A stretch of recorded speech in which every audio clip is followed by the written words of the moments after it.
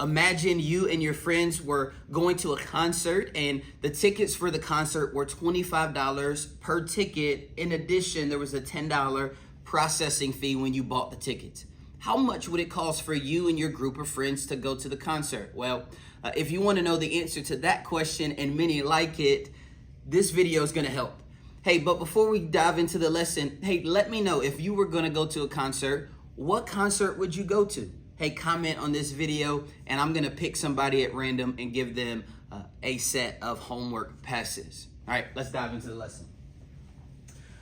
What's up, chat? Welcome to Unit 8, Day 6, Context for Linear Functions. Okay, and so in this lesson, we're going to be looking at different situations and scenarios and how writing a linear function can be useful to help us answer questions about those situations. The goal in the end is to be able to create problems on our own, to create situations where a linear function might be represented, whether it's given a graph or table or an equation. All right, so I want to start by just pointing some things out that we hopefully have noticed by now.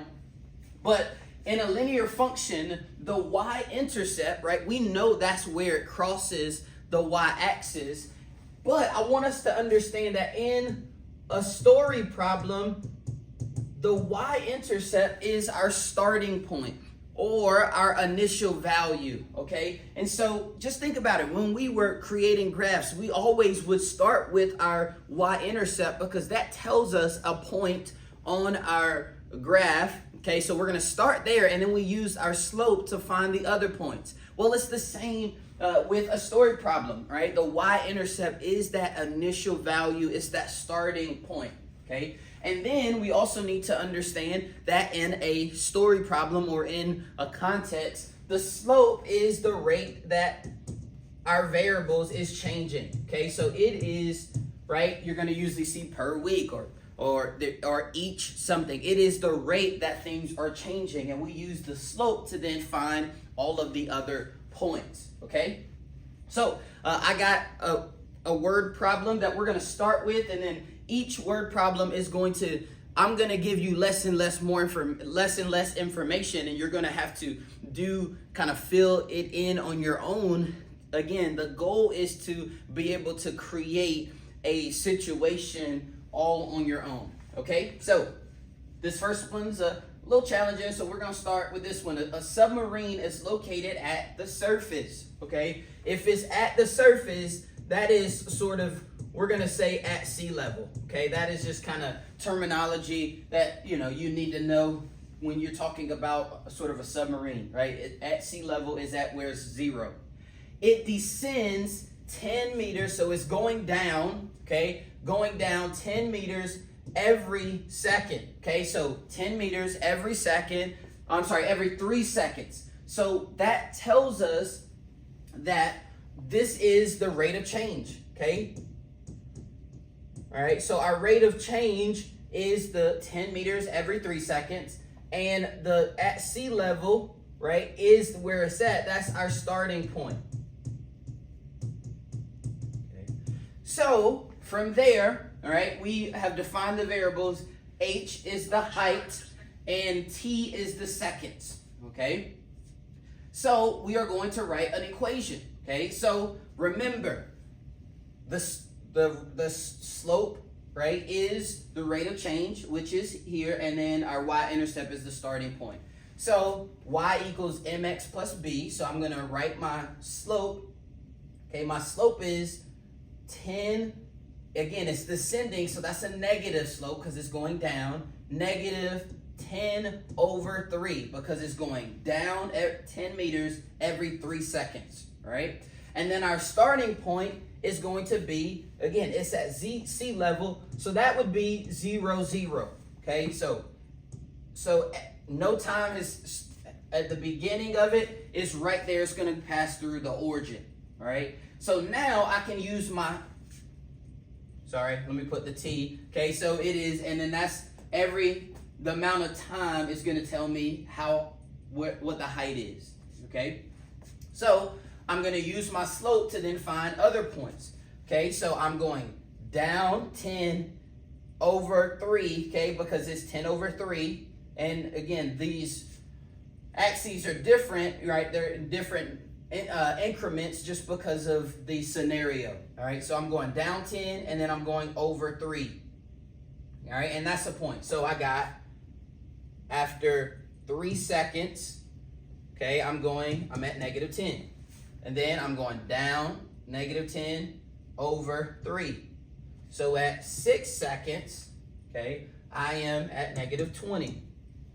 Then I'm going down 10 and then over to 3 seconds, because again, it's 10, going down 10 every 3 seconds. So at 9, I'm at negative 30, okay? So after how many seconds will the submarine be below 30 feet, okay? And so we have our answer here is at 9 seconds, okay? All right, so in that first one, I just wanted to show you, right, how to take sort of what we know from the problem, build an equation, and now I can answer a bunch of questions about it, right? And that was one of the questions that was given to me there. All right, hey, let's take a look at the next one. All right, we got Mateo. He starts with $80 in his bank account. So he starts with, that's a key word there, $80 in his bank account. And he spends $15 per week, okay? So, all right, the 80 is our starting point, right? In other words, that's going to be our y-intercept. While he spends $15 per week, okay? And so there's a couple different ways you could write this. You could say, yeah, we'll talk about the equation in a minute, but it's going to be, again, he's subtracting 15. He's taking that each week, right? So 15 is the slope, okay? Each week is going down 15, so negative 15, right?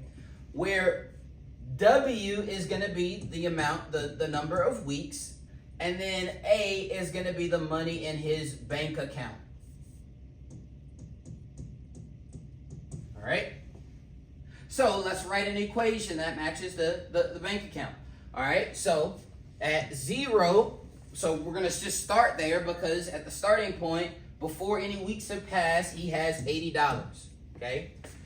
And so our equation, again, we could write this 2 different ways, but this is the way I'm going to write it in y equals mx plus b form. So the slope is negative 15, right?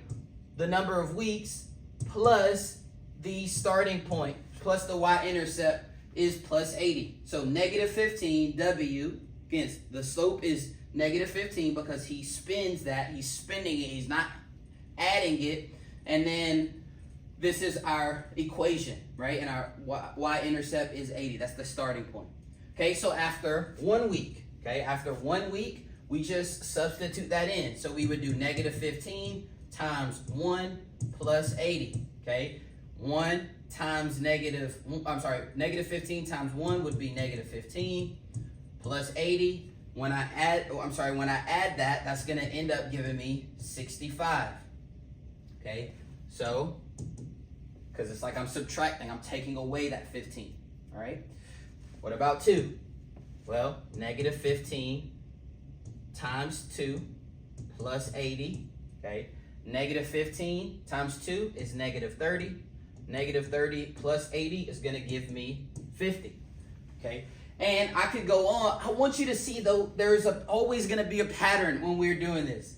All right, this is going up 1 each time, and then this one is going down, right? So this is plus 1, and this is minus 15, right? Because that's what our slope is. So we're just on the dependent variable side, on the y side, we're just doing what the slope. So we got to subtract 15, and that will give us 35. All right, and so that is, again, a table. Now from that, I could graph this. I could answer a bunch of questions, but that is the table that matches that scenario. All right, we got one more that I want to kind of look at that's similar, and then we're gonna let you get to the point where we are sort of building the scenario ourselves. Okay, so Charlotte draws caricatures at a fair. Caricatures are, the pictures with the, silly, distorted views of a person, right? So it's people that paint at the fair or Busch Gardens or whatever, but it makes it, maybe you got a big head or whatever, or big teeth. All right, so she draws caricatures at the fair. She pays $8 for the space to set up the table. She earns $2 for each drawing she sells. Okay, so we got $8 is what she has to pay. Okay, and then she makes $2 for each sale. So again, the starting point, she's starting off. Okay, so our starting point and y-intercept is at a -8, right? If I'm thinking about how much money she's making, she's starting off with -8 because she had to pay the $8. So that is, taken away from the amount of money she has. And then the rate of change, or the slope, okay? The slope is she's making $2 for each drawing. So that is going to be, her slope is 2. Okay? Well, the x, okay, is the number of drawings she sells, right? So drawings, we'll just say drawing sales. And then the y is how much she earns. In other words, how much she makes. Okay, so my equation to figure out how much she makes, it would be, I'm taking my slope, which is 2, x, and then my starting point, or my y-intercept, is -8. Okay, and so then from there, I take each of the values and I just plug them in. So 2 times 1 minus 8. 2 times 1 is 2. 2 minus 8 is -6. Okay. Then we plug in the 2. 2 times, putting in 2 for x, minus 8. 2 times 2 is 4. 4 minus 8 is -4. Okay. If we can look at our pattern, right, each time I'm adding 1. Each time I'm adding 1. And then each time over here, I'm adding 2, right? Because that's my slope. Adding 2. So I'm going to be adding 2 again. So add 2 to -4, that's going to give me -2. And then if I add 2 again, that's going to give me 0. All right? So after 4 sales, she's finally at 0, and she now can begin to start making money. All right? So I could ask you a bunch of questions about it, but that is how we, again, take a context, all right, and sort of set up an equation. So now we're looking at creating them, okay? So we did all of that to get to this point where now we are creating them, okay? So we need to identify 2 things, right? Look for 2 things in this chart, right? We got our starting point at 0, and then what's our slope? All right, our starting point, our y-intercept, is going to be 0, 0, and then our slope is that we are going up 1 over 2. Okay, so our slope is up 1 over 2.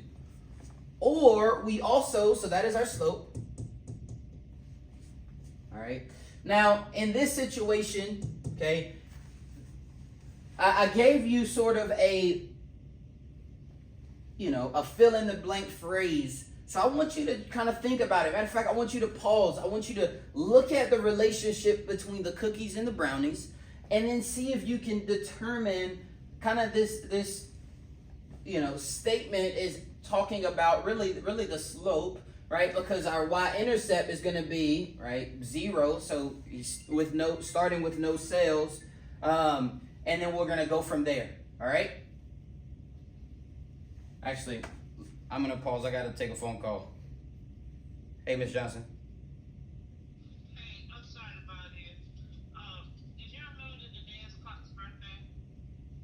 I did not. Okay. Are you able to come and help me fix this? Yes, I'll be down in like 2 minutes.